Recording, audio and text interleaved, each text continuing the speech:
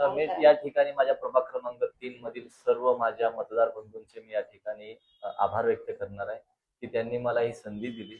त्याचबरोबर आदरणीय एकनाथजी शिंदे साहेब, आदरणीय सौ मीनाक्षीताई शिंदे आणि आमचे जिल्हा प्रमुख नरेशजी म्हस्के साहेब, मी आमच्या वरिष्ठांचं आणि माझे विभाग प्रमुख माझ्या पाठीशी कायम उभे राहिलेले आहेत. राजेंद्र शिंदे साहेब, या सर्वांचा ऋणी आहे की त्यांनी मला पक्षामध्ये उमेदवारीसाठी संधी दिली आणि एका सामान्य शिवसैनिकाला, शाखा प्रमुखाला नगरसेवक पदाची धुरा हाती दिली. तर मी या ठिकाणी नक्कीच मी जनतेशी एकरूप राहील, जनतेसोबत राहील. प्रत्येक समाजातल्या घटकाची माझी नाळ जोडलेली असेल आणि प्रत्येकाचे प्रश्न सोडवण्यासाठी मी कटिबद्ध असेल.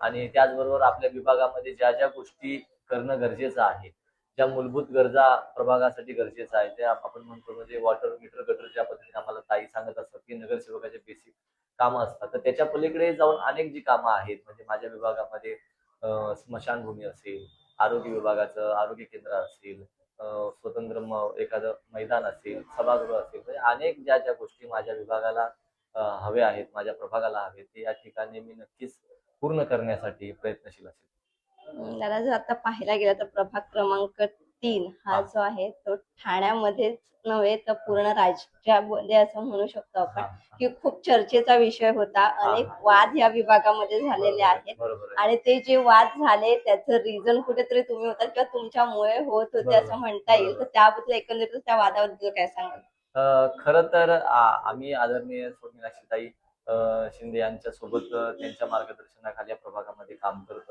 असत. त्याच्यामुळे आदरणीय मीनाक्षीताई आणि आमचे राजेंद्र शिंदे साहेब यांचं एकच मत असायचं की बाबा रे, आपल्याला संघटना वाढवायची, कुठे आपलं घरानं किंवा कुठं आपल्याला आपल्या संस्था चालवायच्या नाही. आदरणीय एकनाथजी शिंदे साहेबांचे विचार, वंदनीय शिवसेना प्रमुख आणि ज्या पद्धतीने शिवसेनेचा विस्तार, शिवसेनेची बांधणी केलेली, त्या संघटनात्मक बांधणी आपल्याला आपल्या खाली आपल्या विभागामध्ये करायची आहे. त्याच्यामुळे आम्ही संघटना वाढवण्याच्या नियोजनात असत. आम्ही प्रत्येक वेळी पक्षाने दिलेला आदेश पालन करून ते लोकांपर्यंत ते जी काही सेवा असेल ती पोहोचवण्याचं काम करत असायचो. तर त्यावेळी ज्या काही टेक्निकली प्रॉब्लेम्स यायचे, कुठेतरी वैयक्तिक काही गोष्टी चालल्या जायच्या, तर त्या आम्हाला मान्य नसायच्या आणि कुठे लोकांमध्ये जे स्थानिक नगरसेवक हवा हा नारा लोकांमध्ये जागृत झाला. स्थानिक नगरसेवक हवा म्हणून लोकांनी त्या ठिकाणी आमच्याकडे प्रश्न मांडले की आमचा नगरसेवक हा आम्हाला स्थानिक पाहिजे. त्यामुळे मी ज्या ठिकाणी शाखेमधूनच प्रेस घेतली की आमची मागणी आहे की आमचा उमेदवार स्थानिक असावा. संघटनात्मक बांधणी करण्यासाठी, त्याचबरोबर ह्या संघटनात्मक बांधणी करण्यासाठीच आम्हाला कुठेतरी अडचण होत होती. म्हणून त्या ठिकाणी आदरणीय मीनाक्षीताईंनी निर्णय घेतला की आपल्या प्रभागातले नगरसेवक जे स्वतःला मतदान स्वतःच करू शकतील, प्रभागातल्या समस्या सोडवू शकतील, लोकांना थेट त्यांच्यापर्यंत पोहोचता येईल. आपले उमेदवार हे चारही उमेदवार चाळीतले रहिवासी असावे, लोकांमध्ये राहणारे रहिवासी असावे, या भावनेने आदरणीय मीनाक्षीताईंनी निर्णय घेतला.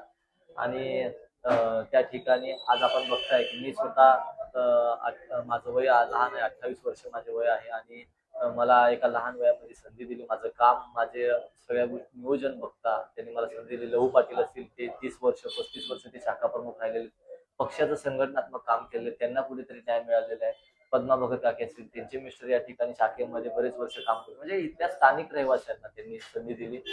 जर ठरवलं असतं तर ते कुठल्याही इतर पक्षातल्या लोकांना आयात करून त्यांना इकडच्या लोकांना संधी देऊ शकतो. माझा पुढचा प्रश्नच तो होता की आता जर आपण पाहिलं तर तुम्हाला सुरुवातीपासूनच विरोध झालेला आहे, म्हणजे अगदी उमेदवारी अर्ज मिळण्यापासून तर इलेक्शनच्या दिवसापर्यंत किंवा त्याचा निकाल लागेपर्यंत एकंदरीतच हा प्रवास बघता ह्या सगळ्याचा संघर्ष करता करता इथपर्यंत तुम्ही आला. त्या संघर्षाबद्दल काय सांगाल, कसा होता तो संघर्ष? संघर्ष माझा शाखा प्रमुख झाल्यापासूनच आहे. म्हणजे ही जी वास्तू आपण बघताय, ही वास्तू ताब्यात घेण्यापासून माझा संघर्ष सुरू झालेला आहे. म्हणजे अगदी मी तिथे छत्रपती शिवाजी महाराज चौकाची मागणी असेल, शिवजयंती असेल, अनेक उपक्रम असतील, ते शिवसेना शाखेत ताब्यात घेण्याचं असेल, मी या ठिकाणी शाखेवरती ज्यावेळी काही लोक तिथे ताब्यात घेण्याचा प्रयत्न करणार होते, त्यावेळी मी 2 दिवस या शाखेमध्ये मी इथे तळ ठोकून होतो. मी झोपलो होतो या शाखेमध्ये. किंवा शाखा हे माझं सर्वस्व मानून, संघटना माझं सर्वस्व मानून या ठिकाणी काम केलेलं आहे. त्याच्यामुळे कोणतीही अपेक्षा न ठेवता पक्षाचं प्रत्येक वेळी काम करत गेलो,